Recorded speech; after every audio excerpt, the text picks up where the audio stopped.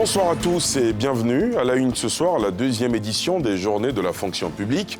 Les fonctionnaires et agents de l'État ont salué les dernières mesures du chef de l'État en leur faveur avant de prendre l'engagement de donner le meilleur d'eux-mêmes en vue d'une administration plus performante. Ce lundi a aussi eu lieu le lancement officiel de la phase 3 du PGDEC, le projet emploi jeunes et développement des compétences, financé par la Banque mondiale à hauteur de plus de 86 milliards de francs CFA. Cette troisième tranche vise à booster les objectifs du gouvernement en matière d'insertion des jeunes.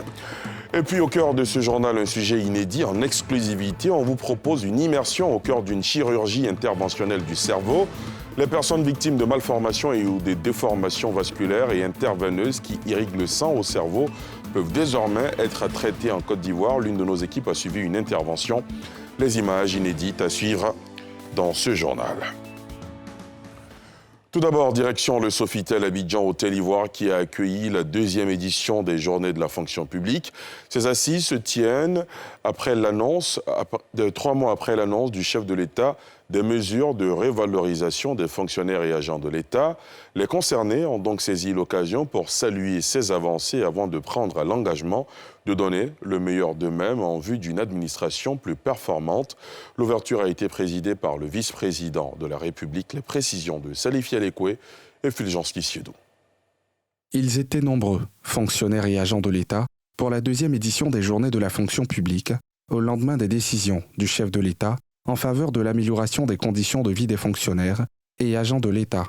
Du niveau des acquis, évalué à plus de 1135 milliards de francs CFA, du jamais vu, inédit, un effort que nous mesurons à sa juste valeur. À leur tour, les autorités ivoiriennes ont invité les acteurs de l'administration publique à plus d'engagement et de professionnalisme pour une administration plus performante. Alors que partout dans le monde, des manifestations sociales massives sont organisées contre l'inflation et la cherté de la vie, les fonctionnaires et agents de l'État ivoiriens saluent et magnifient les décisions du chef de l'État et de son gouvernement en faveur de l'amélioration des conditions de vie des populations ivoiriennes. Les dépenses massives consenties par le chef de l'État en faveur des fonctionnaires visent à terme à accélérer la transformation culturelle et structurelle de notre administration. Elle rappelle en effet aux fonctionnaires et agents de l'État l'obligation d'assumer avec responsabilité leur part d'engagement en faveur de l'amélioration de la façon de servir. Le 6 août dernier, le chef de l'État Alassane Ouattara a annoncé plusieurs mesures en faveur des fonctionnaires et agents de l'État. Il s'agit de l'extension du bénéfice de l'indemnité contributive au logement, la révalorisation de 20 000 francs CFA par mois de l'indemnité contributive au logement, la revalorisation de la prime mensuelle de transport et la revalorisation de l'allocation familiale qui passe de 2 500 francs CFA à 7 500 francs CFA par enfant. De l'actualité sanitaire, gros plan ce soir sur l'embolisation. C'est une technique sanitaire de nouvelle génération. Elle permet de traiter des malformations et ou des déformations vasculaires et interveineuses qui irriguent le sang au cerveau. Pour leur traitement, jusqu'à une date récente, il fallait absolument une évacuation à l'extérieur du pays. Désormais, ce ne sera plus nécessaire car la Côte d'Ivoire dispose désormais d'un plateau technique dédié et un personnel de pointe pour réaliser cette pratique. Embolisation, de quoi s'agit-il? Comment l'intervention de neurochirurgie interventionnelle du cerveau est-elle pratiquée sous nos cieux? Comment soigner le cerveau sans chirurgie, sans ouvrir l'organe? Les réponses dans ce reportage exclusif de Thiemé Dandje et Eric Kimou. Côte d'Ivoire, première puissance économique de l'UEMOA, avec 39% de la masse monétaire de la zone communautaire ouest-africaine. Le pays affiche dès 2011 l'ambition d'être un hub sanitaire à l'échelle régionale. Sur la route de ce pari, de nouveaux établissements sanitaires avec plateau technique de pointe et personnel dédié. Sur la liste, l'hôpital mère-enfant de Bingerville, première structure dans le pays à pratiquer la sténose caustique de l'œsophage. Et 2 polycliniques, dont l'une met désormais le pays à l'heure de la neurochirurgie interventionnelle du cerveau. Pour cette intervention, l'un réfère chez l'autre une malade d'anévrisme.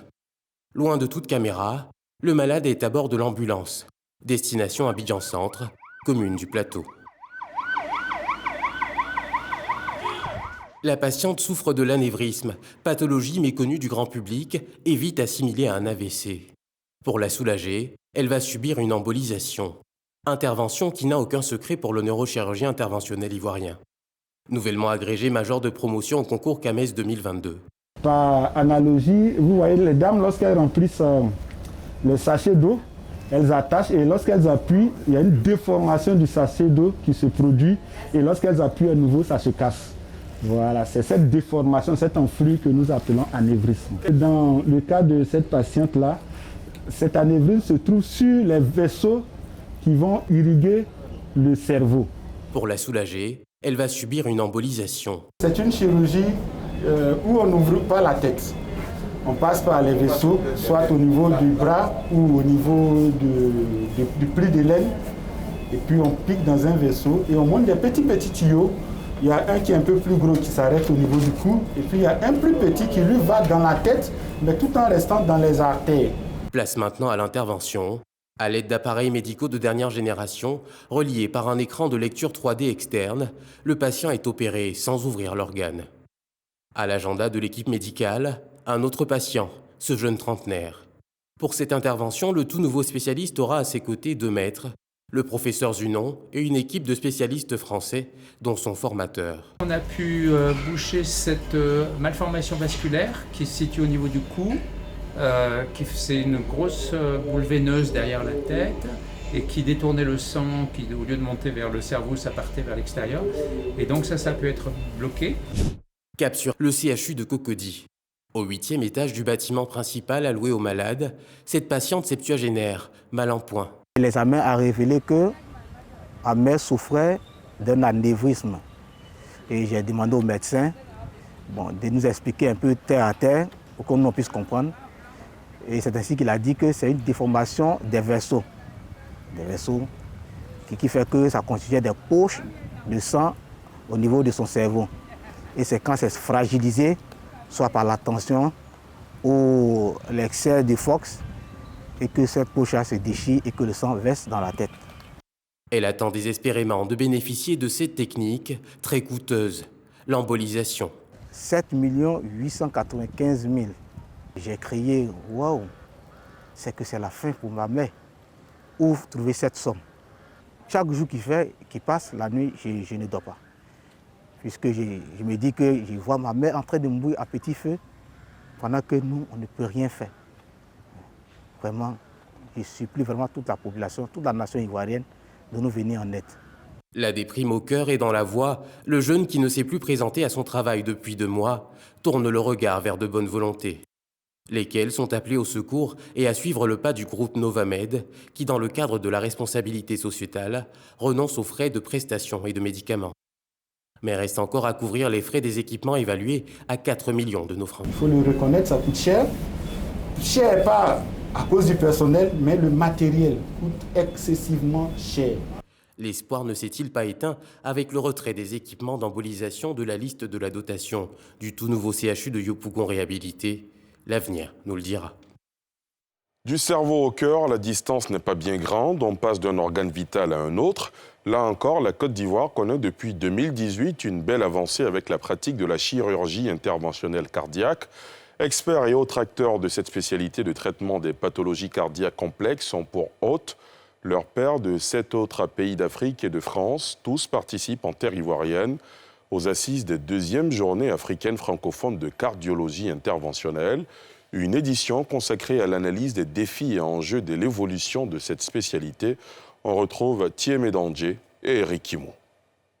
Experts et autres acteurs de la santé cardiovasculaire, en général de la chirurgie interventionnelle du cœur en particulier, réunis à Abidjan, la tribune de la rencontre scientifique, la 2e édition des Journées africaines francophones de la cardiologie interventionnelle. Au cœur de ces assises de 48 heures dans la capitale économique ivoirienne, l'évolution des pratiques de la cardiologie interventionnelle en Afrique francophone. La cardiologie interventionnelle est une technique qui permet de traiter les affections cardiovasculaires aiguës et par des techniques percutanées, c'est-à-dire sans avoir à ouvrir le thorax. C'est une technique qui est relativement récente, qui nécessite des moyens importants.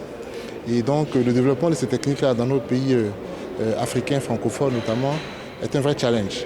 Et les spécialistes formés dans cette technique sont également peu nombreux.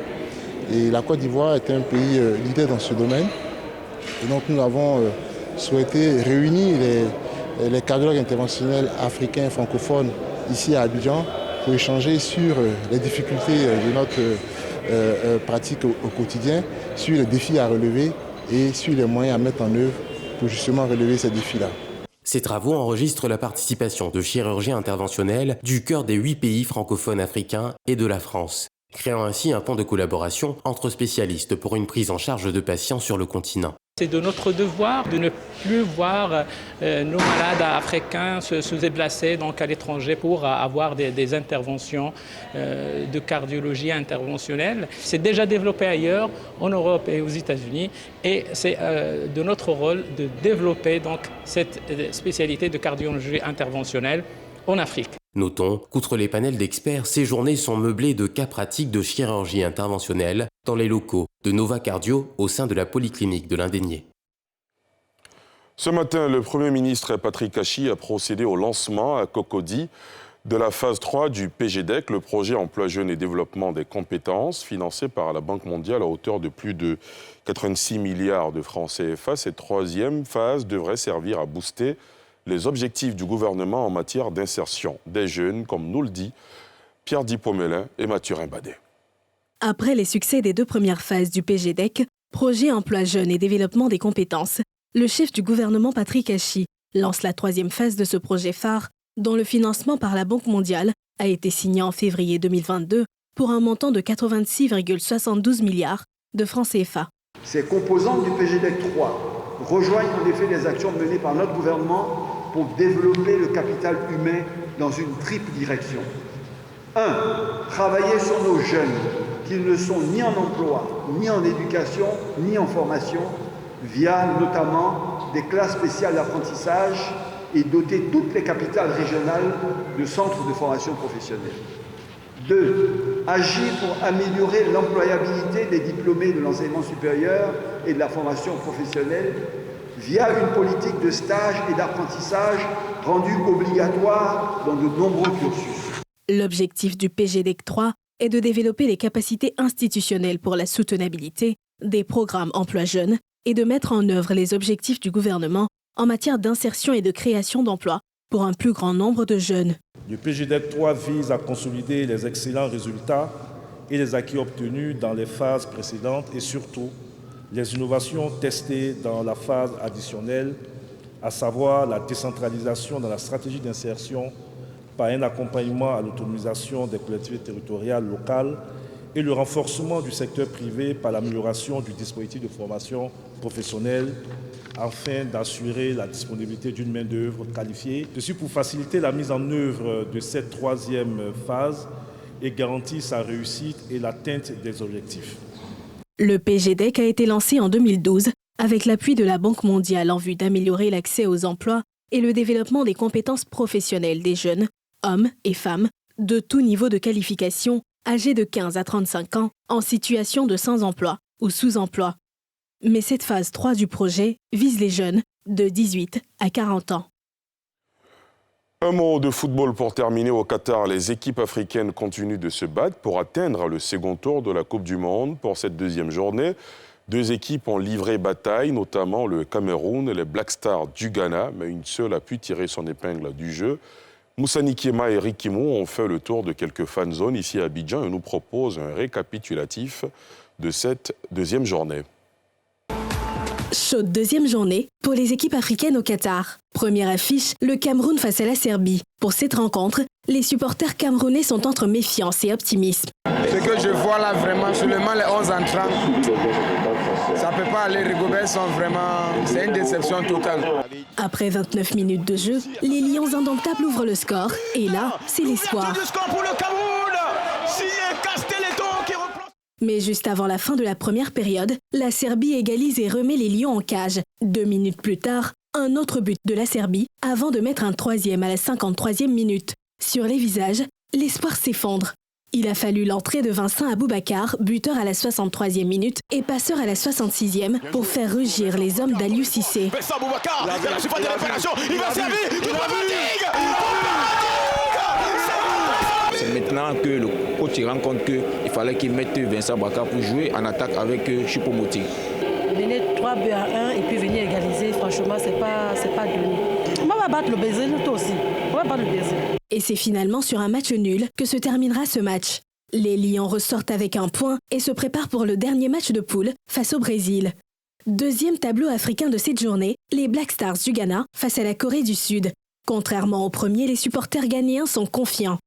Même si quelqu'un va nous gagner, c'est pas Corée du Sud quand même. Ghana n'est pas tombé à ce niveau-là. Tout comme le Cameroun, les Black Stars ouvrent le score dès la 24e minute de jeu, puis un deuxième but à la 34e minute.